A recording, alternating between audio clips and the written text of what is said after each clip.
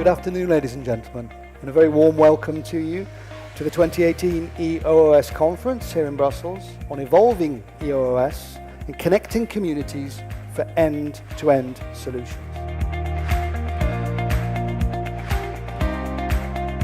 EOOS is actually the best way to do this, to ask everybody for an input, to ask everyone what they think we might need, to take it to the stakeholders, take it to our politicians, and maybe come up with a concerted action so that in the future we can actually get at this heritage. Any policy should be based in the best scientific knowledge.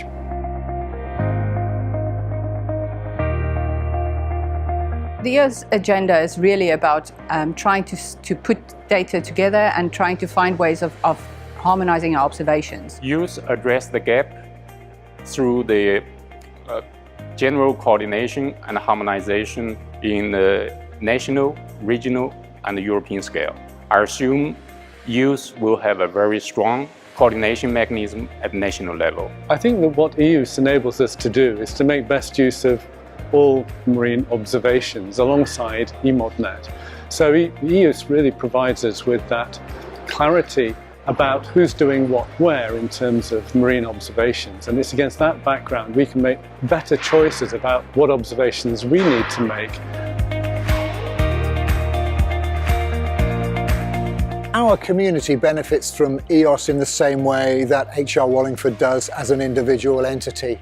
The more data we have, the more effective our modelling capabilities are, the more accurate our answers are, the happier our clients are. EOOS proposes to build the bridges that are still missing between the different ocean communities in charge of the oceans.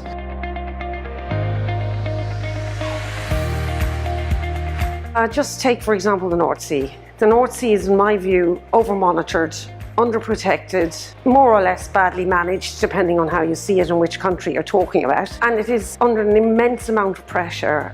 It's being turned into an urbanized environment, and we really need to predict and understand what's going to happen. For example, if we cover large areas with wind farms, we really need to understand what it means to have marine protected areas. Do they work? Are they our future? Or is this an illusion that we may have? How do we manage a marine protected area? What is fisheries management? Do we actually do fisheries management, or do we just count fish?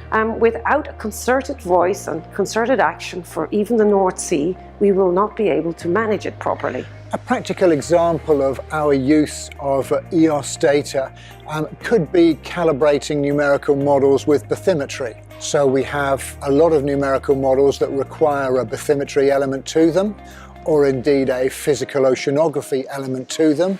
And the more data we have to calibrate our models, the more accurate those models can be. I'm at the EOOS Conference to find the latest news of how we observe the ocean and how we gather the knowledge that we need to preserve and conserve marine biodiversity. I'm at EOOS basically to find a way for us all to work together and to make sure that we find the best observations and harmonize the observations so that we don't double observe. In the current geopolitical environment in Europe, I think this is a wonderful opportunity to consolidate what science in Europe really does well, and that is work together peacefully. I'm here to find out about the infrastructure that supports ocean observation sharing around Europe. Our project's all about providing data. I need to find out where that data can go and where the user group is. I'm at EOOS to find out where EOOS will now go next. It's got an implementation plan. I think there's lots of things already going on that EOOS can put together, and it's good to talk about those.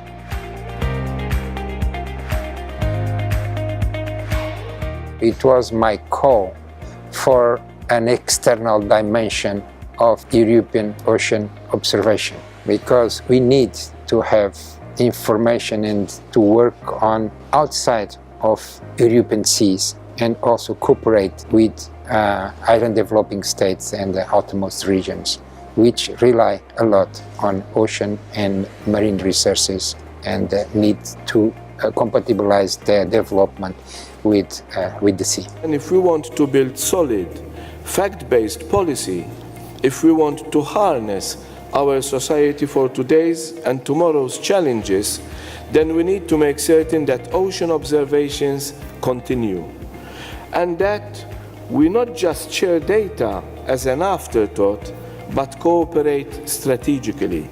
We call on European countries and the EU to examine what's currently being done under their responsibility and establish roadmaps with specific actions and indicators to move towards a more integrated, transparent and coordinated approach